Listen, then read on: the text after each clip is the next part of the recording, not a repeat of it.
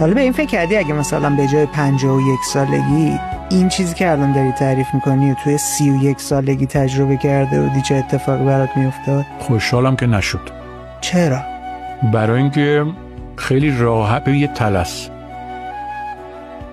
در حد اون 24 ساعتی که اونجا هستی و همه بابا چاچا و فلان و عکس و فلان تا اون قدش خوبه، بعد باورت بشه باختی.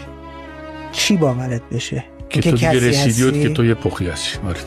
تمام کوهنوردا اون قدمی باعث سقوطشون میشه که فکر میکنم مطمئنه. یعنی اگر تو احساس بکنی که کسی شدی، همونجاست که از همونجا باختت شروع میشه. و تو اینو در آدما میبینی، تو در آدمهای بزرگ میبینی، در نویسنده های بزرگ، در کارگردانای بزرگ که خب من توفیق داشتم باشون هم کار بکنم، هم ممکنه کار بکنم و برای با خیلیشون در ارتباط هستم.